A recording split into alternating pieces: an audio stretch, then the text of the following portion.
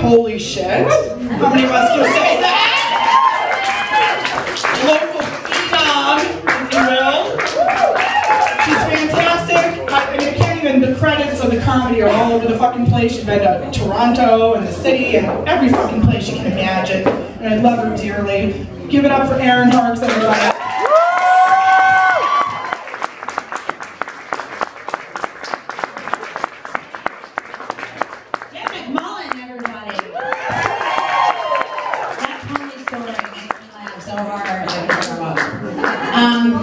Before I get started, you know, like, every woman always goes through that thing, like, you know, will they or won't they turn into their mother? And I would just like to introduce my mother and bring her up to the stage right now.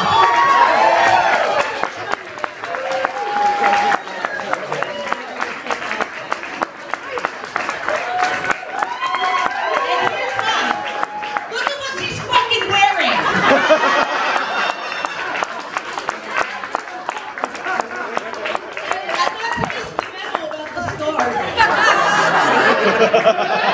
I love you, Mom. We'll talk about her some more in a little bit, but if you were worried if you looked hip enough, you don't. Anyway, so as Jen was saying, give it up for our host, Jen McMullen.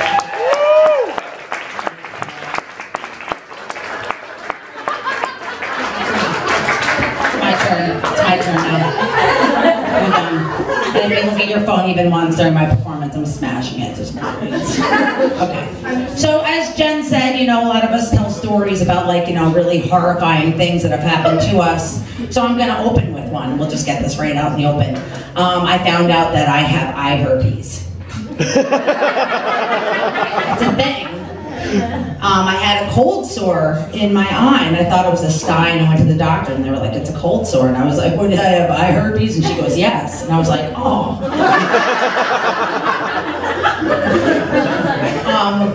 So I thought about, like, you know, the karma of every time I've ever seen somebody I know in a pharmacy and be like, are you here to pick up your Valtrex?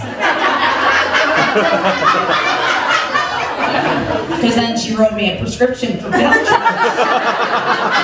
And I said, please tell me that this is not connected to this. And she said, it's not. And I said, then stop writing the prescription to Valtrex. I said, so if you don't have herpes and you take Valtrex, will you get herpes? And she said, no, it doesn't work like that. I'm like, okay, good. But it's been humiliating because I had to make a list of everybody I ever winked at. And I don't remember all of their names.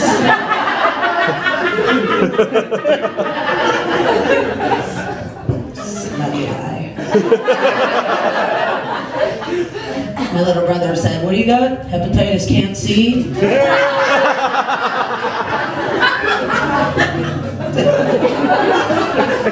Tears make it worse.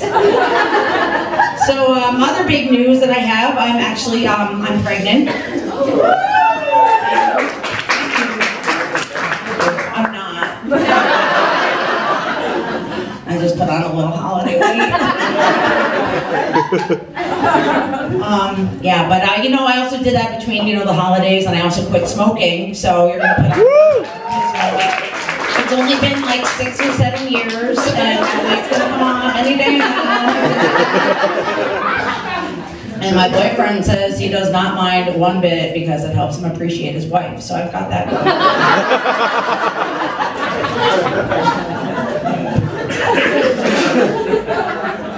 We actually split up for a little while because I had this amazing idea that I wanted to have children, and he didn't, and so that wasn't going to work. So we split up for a little bit, and I started thinking about the prospect of having children, and I was filling out my Match.com profile, and I was like, interests include unprotected sex, reading bridal magazines,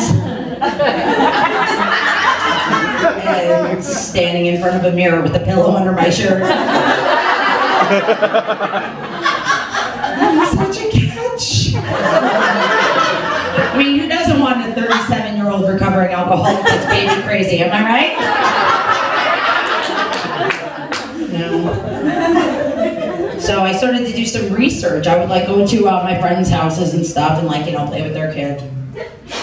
See if it was something that I really wanted to do, and had mixed reviews, and the one that really helped me decide was I was at my friend's house and I was holding the baby. This is how you hold the baby.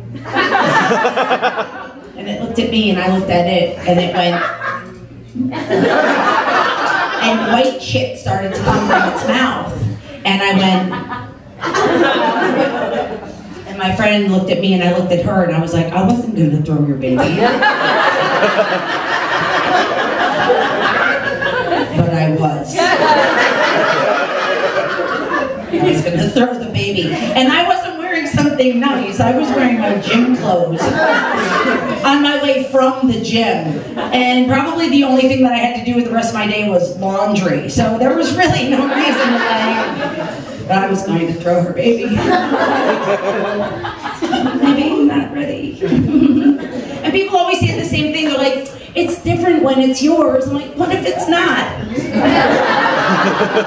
I gonna hope that things like Benjamin Buttons, it'll shrink back down and I can stuff it back up? No, baby.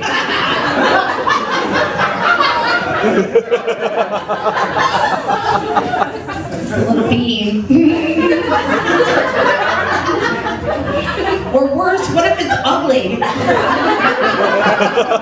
I mean, I know it seems impossible that I could have an ugly baby, but you know. Like, then what do? You're like holding the baby, you're like, oh, honey. Yeah, we're gonna have to try again, except this time don't make that face that you made like,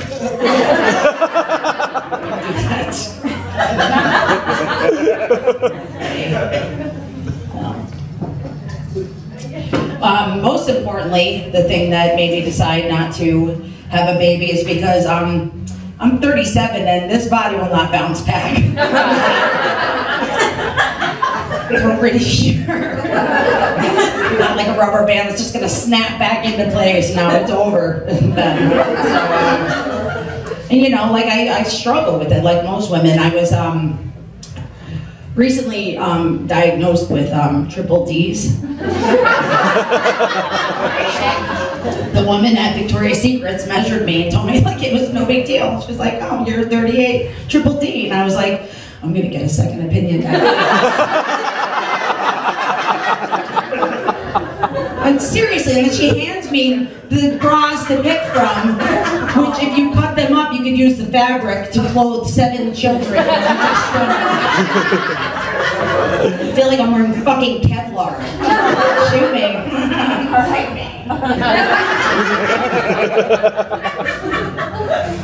And then the girls with small boobs go, oh, I wish I had that problem. I'm like, do you? Because it's something called fucking gravity, okay? It's not your friend.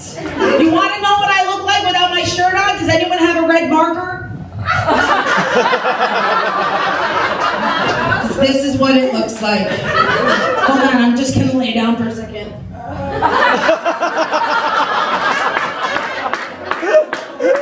Forget something.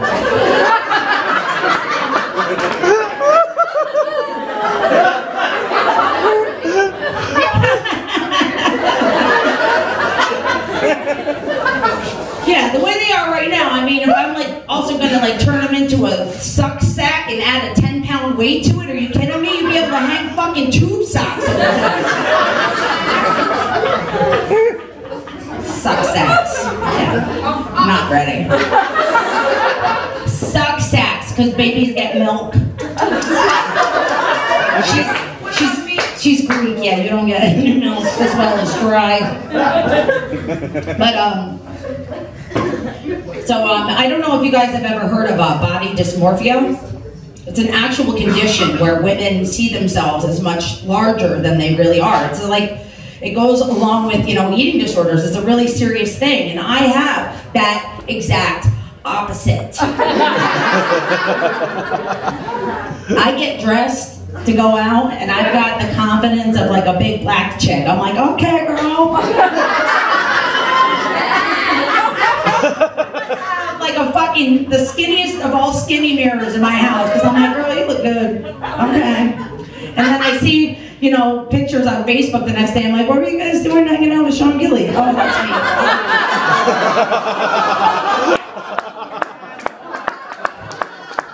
I just wrote that on the spot. Girl, I said, me, that's my dinner.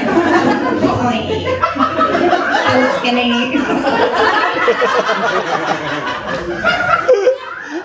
So me and my delusion like to go shopping at Forever 21. And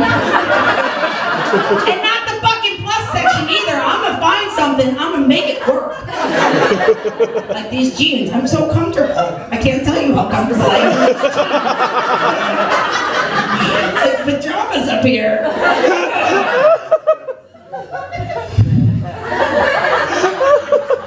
I was shopping at Forever 21 and this little stick figure behind the counter was holding this skirt that I picked out. She goes, oh, you're lucky. I can't wear things like this because I don't have any hips, but you're lucky because you're thick.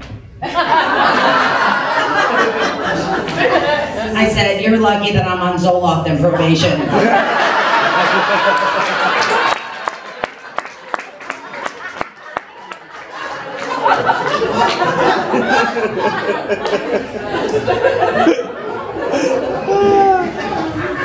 And I work out, I try to work out. I go to the gym every day, unless the parking sucks, because I'm not walking.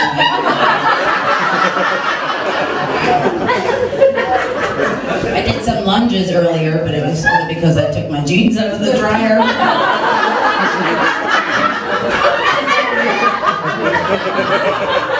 I'm so stretched out now. And what sucks is that no matter how much weight I lose, I'm always going to have the same size head. And I don't know the technical term for it, but I think it's called fucking huge. And sometimes I'm like, well, I'm okay with it because it doesn't look big. And people are like, really? I guess not. I know that it's big because I can't wear cute hats. Like in the summertime, all the pretty girls wearing their fedoras. When I put one on, it sits on top of my head. I'm like a cross between that guy from Oz and Mr. Peanut.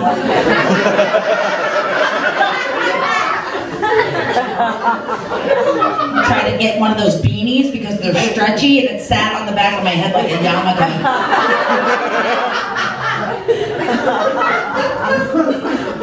And everyone always says the same thing. They're like, oh, your poor mother. I'm like, she wanted more kids. I made it easy for her. She should thank me. My little brother and sister walked out practically twirling canes.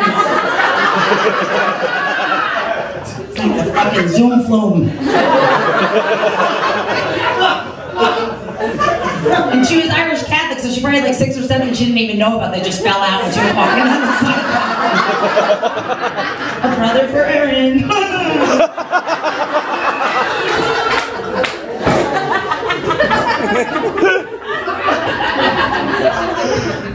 Everyone's having babies. My friend on Facebook let everybody know that she was having a baby by showing a picture of her positive pregnancy test. I was like, oh, that's so disgusting. To you, that's a baby. To me, that's a picture of something that you peed on. And don't get me wrong, I have tons of pictures of things that I peed on, but I don't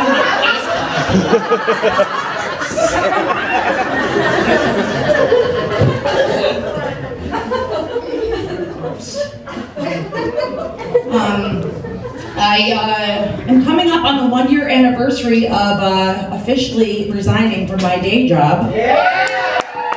Thank you. It's very exciting. My old boss wants to take me out to lunch, and he's always like, oh, let me take you out to lunch, and I'm like, no. Because what I remember of county workers is that they're always on break, and that means I'll bump into them, and that means that they'll say, oh, you miss us? And I'll be like, no. Not even a little bit. How's your thing? But then, no, okay, bye. No, I don't miss that job at all. I don't especially miss the women that wear the open-toed shoes in the summertime. That should never wear open-toed shoes.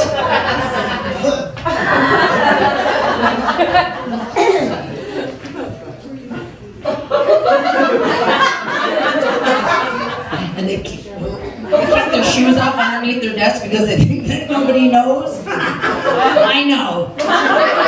Yeah, I think about it. I think about it all the time. I think about it so much that if a crazed gunman came into my office, put a rifle to my forehead, and said, "Get on the fucking ground!" I'd be like, "No."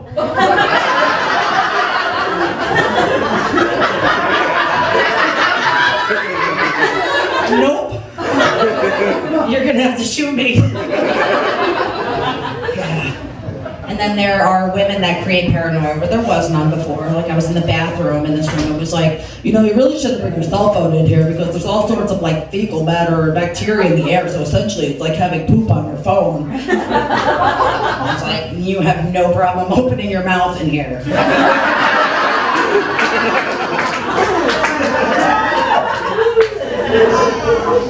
I'm just trying to play Angry Birds on the toilet. Enjoy the day. So, I've been trying different endeavors, you know, to maintain my self-employment. I tried a little bit of acting. I was booked in a I Love New York tourism ad. Yes, I know. It was, they were shooting all over the state, but my location was Bethel, the original site of Woodstock. So we went down to the museum and we walked and we pointed at things and couldn't wait for the commercial to come out, and it came out, and I wasn't in it. So I got cut from the commercial. So I guess I wasn't believable as girl who leans on a fence.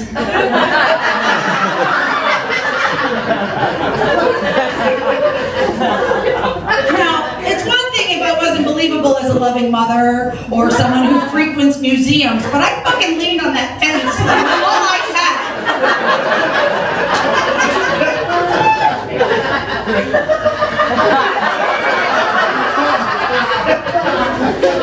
Come to New York.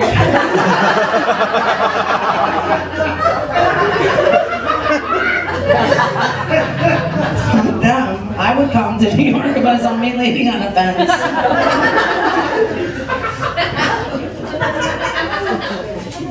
I'd like to, if I could ever get a dream acting job, it would be to be an extra or a small bit part on Law and Order SVU. I already figured out what part I want. I want to be like hooker number 2. She's all tough at first, but then, you know, she sees the other side. She's like, "I don't know why you gotta come up here and be bothering my business." Okay, listen, she's doing crack and stuff like that, but you can talk to Jamal, he down the street. And I'd be a fucking star. I'd ad-lib and shit until they cut my part out of that, like they did with the commercial. Maybe I lean on a fence, because I have experience in that.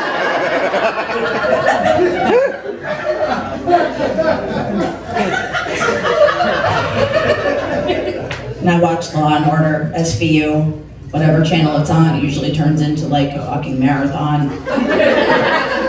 My TV will pop up every 4 hours to let me know that it's going to shut itself off because of inactivity. And I'm like,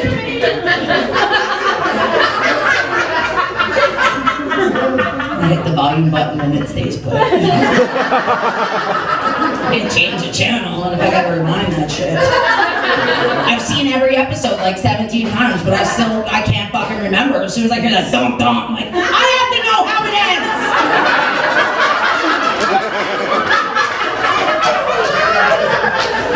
Fuck! They don't give you any time between the episodes. The credits roll from one, and it's dunk dunk right into the next one. Your fucking hour is done. Done. You are in it. Done. I don't remember how this ends. I have to. Next thing you know, like, chick's got a short haircut. I'm fucking late to work. I don't know what's going on. Like a K-hole. Law and Order. There's a lot of reality TV shows on. I feel like they're trying too hard to make the shows, and that a lot of them end up being almost kind of like the same shows. You know, like you've got American Idol and The Voice, which are, you know, pretty much the same show. Top Chef and Master Chef, pretty much the same show. Mob Wives and RuPaul Drag Race.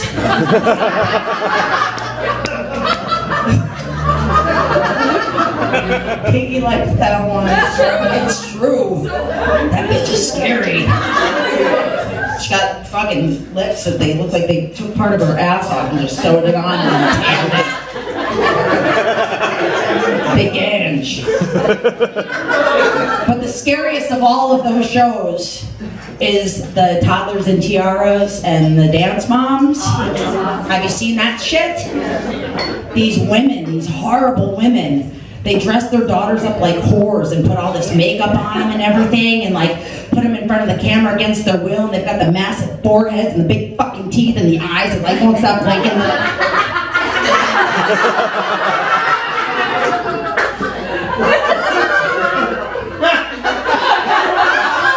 Yeah. Like, she wants to do this. She asks to do this all the time. The girls over in the corner crying, like, I don't want to do this. Yes, you do. Yes, you do. We did not drive up from North Florida for you to have a temper tantrum. She wants to do this. She wants to do this. She's ready. I look at these mothers, and I look at my own mother, and I'm like, why not me? Was I not pretty enough or talented enough? Was I not sing well enough? You know, you couldn't give me a shove in the right direction. Trying to help me avoid a life of alcohol and drugs. You just really dodged the fucking bullet there. Still would have had to give me a ride to detox. It just would have been in a nicer car.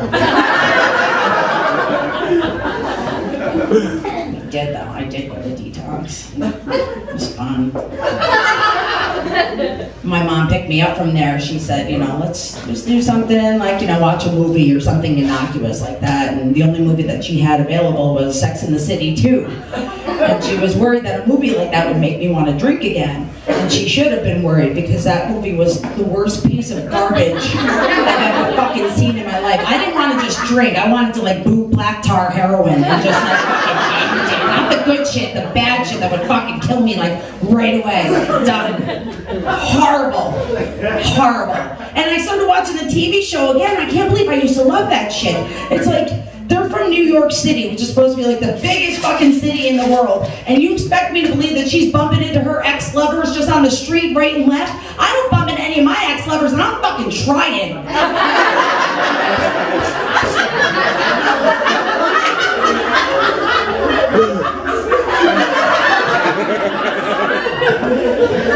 Do I have to wrap it up?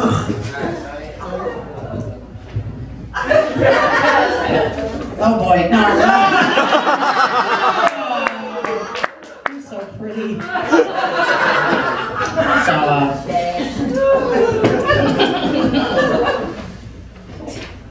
So, since my breakup, I've been dating a little bit. I started seeing this guy at that like cute but awkward stage after a few weeks where not enough time has passed, where it's okay to start calling him pet names like honey or baby, but way too much time has passed to ask him what his name is again. Hey, buddy. Pal. I asked him the other night if he wanted to spoon, and he said, I'm more of a knife guy. So I stabbed him.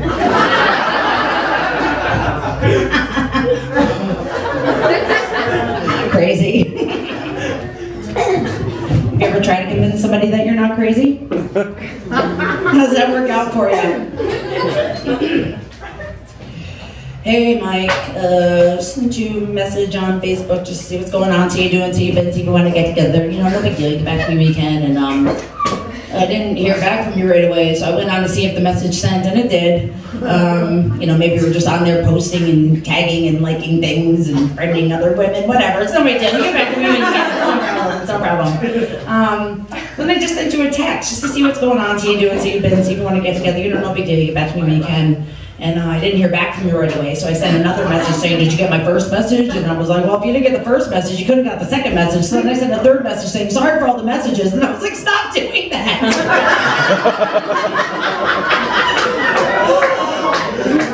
So then I called you just to see what's going on, see you doing, see you been, see if you want to get together, see if you're getting my messages. You know, no big deal. You get back to me when you can. And I realized I forgot to leave my number. And I know that sometimes people are like, oh, I lost my phone, or I got a new phone, or I lost all my contacts. So I called you back, just leave you my number, and I rang once and it went straight to voicemail. So I know that you saw that I was calling, and you hit decline, and then I got pissed off, and I was leaving this angry message like, what do you think, you're better than me? And then I felt bad, because I was like, you know what, maybe you're on the line with somebody else, you know, maybe the phone was in your pocket, you hit the button by accident, who knows? The point is that if you pick up the phone and give me a call back, maybe we can have a face-to-face, hash these things out. I think we owe it to each other after everything we've been through, even if the end result is that we never talk again, which is clearly what you want, and for all you know, it could be what I want too, but you're not going to know unless you pick up the phone and call me back, and let me prove to you that I'm not fucking crazy!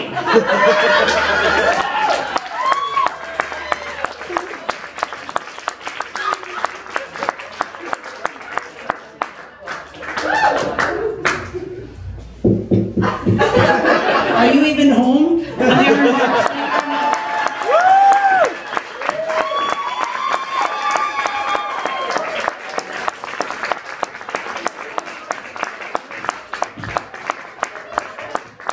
You're going for your headliner, Erin Harkes. Love it, girl. Every time she does that bit, I'm laughing because it's fucking hilarious, and I'm like, oh my god. Just did that 3 times this week. Different guys. Awesome. It's delicious. I don't even need dinner now, though if you guys want to get me a burrito. Awesome. God, what a way to close a show. Let's bring our comedians back up. Michael Gregg, everybody.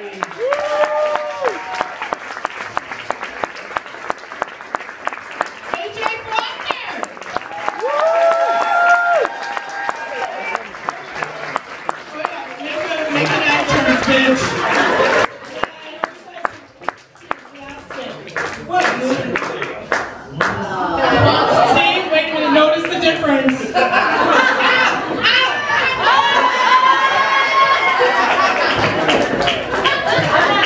No, you stay.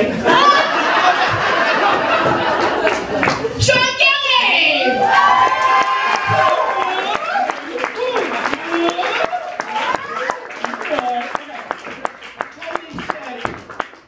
Erin Harkes.